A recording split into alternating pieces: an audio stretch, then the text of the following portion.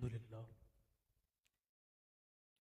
الحمدللہ وحدہ والصلاة والسلام علی من لا نبی بعدہ اما بعد فاعوذ باللہ من الشیطان الرجیم بسم اللہ الرحمن الرحیم لا اقسم بهذا البلد وانت حل بهذا البلد اللہ صدق اللہ العظیم وصدق رسولہ النبی الکریم ان اللہ وملائکتہ یصلون علی النبی یا ایہا الذین آمنوا صلوا علیہ وسلموا تسلیما الصلاۃ والسلام علیک یا رسول اللہ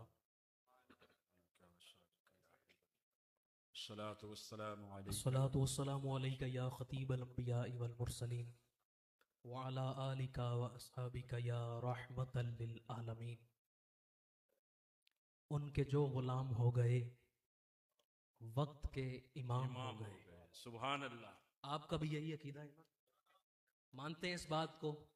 تو پھر تائید تو کریں نا۔ ان کے جو غلام ہو گئے وقت کے امام ہو گئے، نام لیوا ان کے جو ہوئے ان کے اونچے نام ہو گئے۔ اللہ اللہ اللہ، سبحان اللہ سبحان اللہ۔ یہ صرف شعر نہیں ہے بلکہ آج یہاں ہماری موجودگی دلیل ہے اس چیز پر کہ جنہوں نے حضور کی نسبت اختیار کی اللہ نے ان کے نام کو بلند کر دیا، ان کو ہمارا امام بنا دیا جنہوں نے حضور کی غلامی اختیار کی۔ کن کی غلامی؟ کن کی غلامی؟ وہ جو صحرا میں قدم رکھیں وہاں پھول کھلیں، وہ شجر ٹہنی پکڑ لیں تو شجر ساتھ چلیں، وہ جو چاہیں تو سبھی غم میرے خوشیوں میں ڈھلیں، وہ جو چاہیں تو ابھی میل میرے دل کے دھلیں کہ خدا دل نہیں کرتا کبھی میلا ان کا، وہ جو صحرا میں قدم رکھیں وہاں پھول کھلیں۔ ایک شہر تھا جس کو یثرب کہا جاتا تھا، بیماریوں کا گڑھ کہا جاتا تھا، پھر اس جگہ میرے آقا کریم نے قدم مبارک لگائے۔ آج 2025 میں ایک رپورٹ آئی، اگست 2025 میں ورلڈ ہیلتھ آرگنائزیشن کی طرف سے کہ دنیا میں سب سے اچھی صحت والا رہنے والا ملک سعودیہ عرب ہے اور سب سے اچھا شہر مدینہ المنورہ ہے۔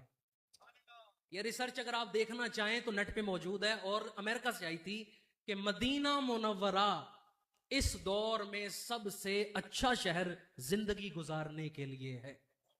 وہ جو صحرا میں قدم رکھ دیں تو وہاں پھول کھلیں۔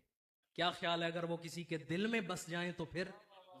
سبحان اللہ۔ ان اللہ والوں کے دل میں وہ بس گئے تو آج یہ اللہ والے ہمارے دلوں میں بس رہے ہیں۔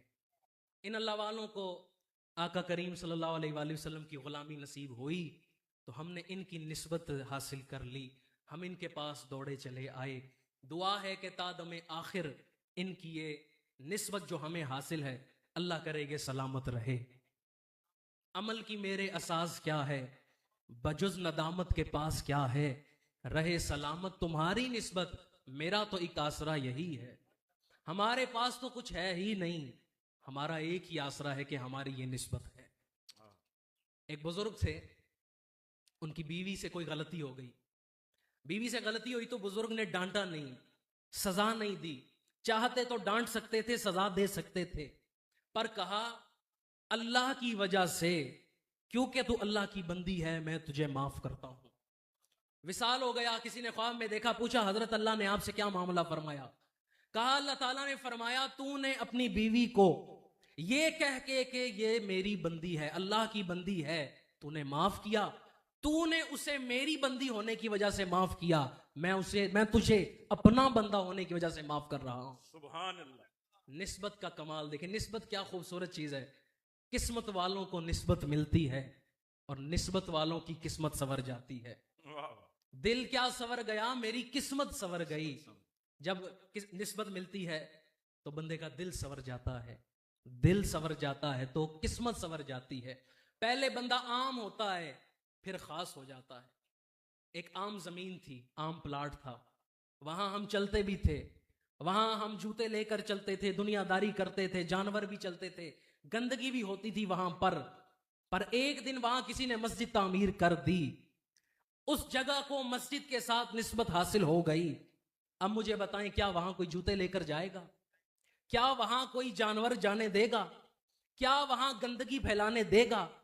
سوال ہوگا کیوں نہیں ہونے دیتے، تو جواب آئے گا تمہیں نہیں پتا یہ جگہ عام نہیں ہے، یہ اب خاص جگہ ہے۔ اس کو نسبت اللہ کے ذکر سے ہو گئی ہے، مسجد سے ہو گئی ہے، اب یہ عام جگہ نہیں ہے۔ روز محشر وہ جگہ جو اس کے ساتھ ہوگی، آگے ہوگی، پیچھے ہوگی، وہ وہیں موجود رہے گی، لیکن قیامت والے دن وہ خاص جگہ اٹھا کر بیت اللہ کے ساتھ ملا دی جائے گی اور بیت اللہ کو جنت میں لے جایا جائے گا۔ جگہ تو عام تھی پر نسبت خاص مل گئی، تو برکت کیا ہوئی؟ دنیا میں بھی ہم اس جگہ کی عزت اور تعظیم کر رہے ہیں اور آخرت میں اسے جنت میں لے جایا جائے گا۔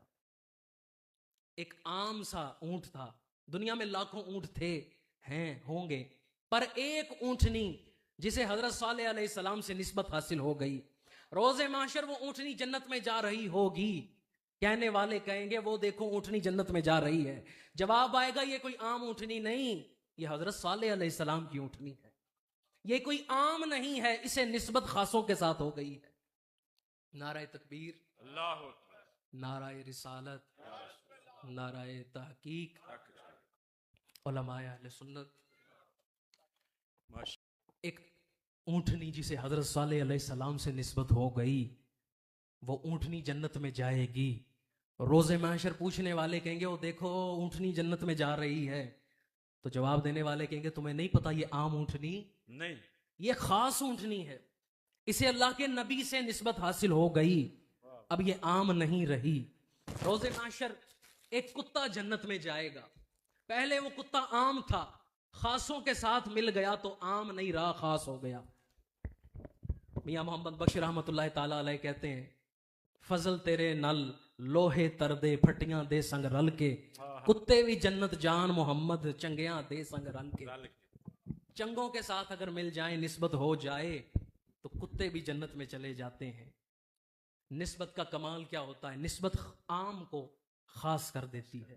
ہم یہاں نسبت ہی لیے بیٹھے ہیں، یاد رکھیں ایک ہوتی ہے نسبت عامہ اور ایک ہوتی ہے نسبت خاصہ۔ اگر ہمیں اس کا فرق سمجھ آ جائے، اور جو بات میں اب آگے کرنے لگا ہوں آپ سب کی خاص توجہ چاہوں گا، ایک ہوتی ہے نسبت عامہ جو ہر مسلمان کو میسر ہے، جو ہر مسلمان کو اللہ کے رسول کے ساتھ نسبت ہے۔ حضرت شیخ عبدالعزیز دباغ رحمۃ اللہ تعالی علیہ فرماتے ہیں کہ اللہ کے رسول صلی اللہ علیہ وآلہ وسلم کی قلب مبارک سے کچھ دھاگے نکلتے ہیں، کچھ تار نکلتی ہیں جو ہر مسلمان کے دل تک پہنچتی ہیں۔ جب تک وہ دھاگے وہ تار سلامت ہے بندہ مسلمان ہے، جب وہ دھاگا کٹ گیا تو مسلمان نہیں رہے گا۔ یہ نسبت عامہ ہے جو ہر کسی کو حاصل ہے، چاہے وہ گناہگار ہی کیوں نہ ہو، حضور کے ساتھ یہ نسبت اس کو حاصل ہے۔ اور ایک ہوتی ہے نسبت خاصہ، خاص نسبت ہوتی ہے۔ حضور کے قلب مبارک سے جو تار حضرت صدیق اکبر کے قلب مبارک تک جا رہی ہے، وہاں سے وہ تار حضرت سلمان فارسی کے قلب تک جا رہی ہے، وہاں سے وہ تار حضرت امام جعفر صادق تک جا رہی ہے، وہاں سے ہوتے ہوتے ہمارے تک وہ تار وہ خاص نسبت پہنچی ہے، یہ ہے نسبت خاصہ۔ ہم اس وقت نسبت خاصہ کے دعوے دار بنے بیٹھے ہیں، کوئی سلسلہ قادریہ سے نسبت خاصہ کا دعوے دار ہے، کوئی سلسلہ نقشبندیہ سے، لیکن جو بات میں عرض کرنے لگا ہوں اس طرف آج ہماری توجہ نہیں، اور ہمیں پتہ بھی نہیں ہے کہ کئی لوگ اس دور میں نسبت عامہ سے بھی کٹ چکے ہیں لیکن انہیں پتہ ہی نہیں ہے، خود کو مسلمان سمجھتے ہیں لیکن مسلمان ہیں نہیں۔ علامہ محمد اقبال رحمۃ اللہ تعالی علیہ نے آج سے 100 سال پہلے کہا تھا کہ انگریزوں نے، کفار نے مسلمانوں کے خلاف ایک پروگرام بنایا، اگر ان کو ناکام کرنا چاہتے ہو تو ان سے ایک چیز چھین لو، وفا کا کشد و موت سے ڈرتا نہیں ذرا، روح محمد اس کے بدن سے نکال لو۔ 100 سال پہلے اقبال نے کہا تھا، اقبال نے کسی ریسرچ کی بیس پر نہیں تھا کہا، لیکن میں آپ کو ایک ریسرچ سناتا ہوں، آپ حیران ہوں گے کہ کفار اس وقت اسلام کے خلاف کتنا کچھ کر رہے ہیں اور ہمیں پتہ ہی نہیں ہے۔ پتہ ہوگا پھر ہم اس کا کوئی سد باب کریں گے نا، اگر پتہ ہی نہ ہو تو پھر کر سکتے ہیں۔ اور ہم میں سے کئی لوگ اس طرح بن چکے ہیں۔ 2004 میں ایک رپورٹ امریکہ کی ایک ایجنسی نے شائع کی تھی، رینڈ کارپوریشن، آپ نیٹ پہ سرچ کریں RAND، رینڈ کارپوریشن۔ رینڈ کارپوریشن نے ایجنسی نے کہا تھا اگر مسلمانوں میں یہ 6 چیزیں ڈال دو تو ان سے ہمیں کوئی خطرہ نہیں ہے، ان کو جتنا مرضی مارو جنگیں کرو کوئی مسئلہ نہیں اگر ان میں یہ 6 چیزیں ہوں۔ اب وہ 6 چیزیں میں بیان کروں گا اور گفتگو ختم کروں گا کہ ہمارے میں وہ 6 چیزیں ہیں یا نہیں ہیں۔ پہلی چیز تھی کہ مسلمان ماڈریٹ مسلمان بنائیں انہیں. ماڈریٹ کہتے ہیں معتدل کو, درمیانہ مسلمان کہتے ہیں نا, پلپلا مسلمان, یعنی جسے کوئی فرق ہی نہیں پڑتا کہ ہمارے ساتھ کیا ہو رہا ہے, کیا ہونے والا ہے, اسے فرق نہیں پڑتا. پہلی چیز انہوں نے کہی کہ ماڈریٹ مسلمان بنانے کے لیے ان کے اندر لبرلزم ڈال دو. لبرلزم کیا ہے ہمیں تو پتہ ہی نہیں نا, پتہ ہوگا تو پھر ہم اس کا سد باب کریں گے, اس کا حل نکالیں گے, ہمیں تو اس کا شعور ہی نہیں ہے. لبرلزم یہ ہوتی ہے کہ من مانی کرنا, نفس کی بات کو ماننا اور اسے قانون بنا دینا, اسی کو پھر قانون کی حد تک, عقائد کی حد تک لے جانا.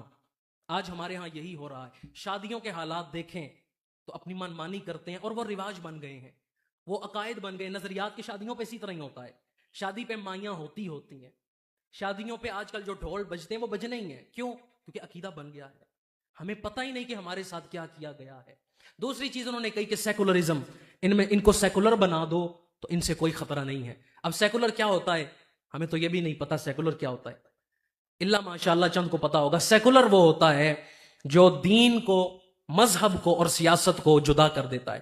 وہ کہتا ہے میں نماز پڑھوں گا, لیکن حکومت اگر نماز کے خلاف, نماز نہ پڑھنے والوں کے خلاف کچھ نہیں کرتی نہ کرے. مسجدیں بند ہو رہی ہیں, بند ہوتی رہیں.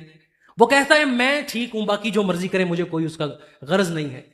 ملکوں کی تباہی ہو رہی ہو, مسلمانوں کے خلاف کام ہو رہے ہوں, ہمیں کوئی سے غرض نہیں. وہ بندہ سیکولر ہوتا ہے. تیسری چیز انہوں نے کہی کہ ڈائیورسٹی ان میں ڈال دو. یعنی ڈائیورسٹی کا مطلب ہوتا ہے کہ بندہ کہے عیسائی بھی ٹھیک ہیں, یہودی بھی ٹھیک ہیں, ملحد بھی ٹھیک ہیں, مسلمان بھی ٹھیک ہیں. ہم نے ایسے لوگ دیکھے ہیں اس دور میں, پاکستان میں موجود ہیں, جو کہتے ہیں سارے ہی ٹھیک ہیں, بس بندہ انسان ہونا چاہیے, باقی کچھ نہیں. چوتھی چیز انہوں نے کہی کہ حقوق العباد سے انہیں دور کر دو, فیملی سسٹم کو توڑ دو. جب یہ اپنے ماں باپ کے پاس, بزرگوں کے پاس, چاچے تایوں بابوں کے پاس نہیں بیٹھیں گے تو ان کو پتہ ہی نہیں ہوگا کہ یہ کن کی اولاد ہے. ان کو ان کی تعلیمات بتانے والا ہوگا ہی نہیں. جائیں جا کر دیکھیں اپنے گھروں کے حالات, مسجدوں کے حالات دیکھیں. مسجدوں میں آپ کو بزرگ نظر آئیں گے, نوجوان کم ہی ہوں گے. وہ اپنی سازش میں کامیاب ہو گئے ہیں اور ہمیں پتہ ہی نہیں کہ ہمارے خلاف کیا ہو رہا ہے. پانچویں چیز انہوں نے کہی کہ دہشت گردی کے خلاف جو مسلمان ہوگا وہ ماڈریٹ مسلم ہوگا. اب آپ سمجھیں گے ہم بھی دہشت گردی کے خلاف ہیں تو چلو یہ ہم ٹھیک ہیں. یہاں دہشت گردی سے مراد ہے کہ جو جہاد کی بات کرے گا یا جو قانون اسلام کی بات کرے گا, کہ اسلام میں جو سزائیں ہیں ان کی بات کرے گا, وہ دہشت گرد ہوگا. جس نے اسلامی سزاؤں کی بات کی وہ دہشت گرد ہے. ان چیزوں کو آج ہمیں جاننے کی ضرورت ہے. ہمیں تو پتہ ہی نہیں نا ہمارے ساتھ ہوا کیا ہے. اور ہمارے آج نوجوانوں کی جو حالت ہے اس کی وجہ یہی ہے کہ انہوں نے اتنا بڑا پروگرام ہمارے خلاف بنایا اور ہمیں تباہ کر دیا, اور ہمیں آج اس کا احساس بھی نہیں ہے. ہم کہتے ہیں لوگ دین سے دور ہو رہے ہیں, نوجوان آ نہیں رہے دین کی طرف. اس کی وجہ کیا ہے؟ اس کی وجہ یہی ہے کہ ہمارا ان چیزوں کی طرف دھیان ہی نہیں ہے. آپ نیٹ پہ سرچ کر کے دیکھ لیجئے گا, دا ماڈریٹ مسلم. انہوں نے یہ کتاب شائع کی, رپورٹ شائع کی, 300-350 صفحوں کی رپورٹ ہے. اس میں یہی چیزیں انہوں نے بیان کی. یہ چیزیں ان میں ڈال دو, پھر ان سے ڈرنے کی کوئی ضرورت نہیں. میں آپ سے یہی عرض کروں گا, آپ کا تعلق اللہ والوں سے ہے, آپ کا تعلق قبلہ حضرت صاحب جیسی شخصیات کے ساتھ ہے, آپ کا تعلق دیندار لوگوں کے ساتھ ہے. آپ اپنی فکر بھی کریں اور اپنی اولادوں کی فکر بھی کریں. جب آپ اپنی فکر پہلے اور اپنی اولادوں کی فکر کریں گے, پھر دیکھیں معاشرہ کیسے ٹھیک ہوتا ہے, کیسے حالات بہتر ہو جاتے ہیں. اللہ تعالیٰ مجھے اور آپ کو صحیح معنوں میں سمجھنے کی اور معاشرے کو ٹھیک کرنے کی توفیق عطا فرمائے. الحمدللہ ثم الحمدللہ.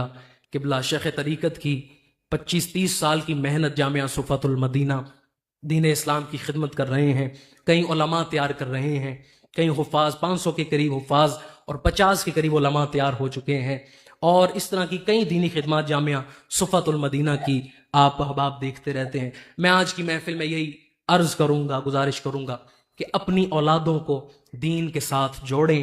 جتنے فتنے آ رہے ہیں ہمیں ان کا شعور بھی نہیں ہے, اور ہم, ایک ہوتا ہے نا بندہ کہتا ہے یا اللہ ہمیں تباہی سے بچا لے, ایک ہے ہم تباہ ہو چکے ہیں, اب ہم نے اس تباہی سے نکلنا ہے, آگے نہیں ہے تباہی, تباہی ہو چکی ہے. تو اللہ تعالیٰ سے دعا مانگا کریں اور اپنی اصلاح اور اپنی اولاد کی اصلاح کے لیے کوشش کریں. اللہ تعالیٰ ہمیں عمل کرنے کی توفیق عطا فرمائے. نعرہ تکبیر.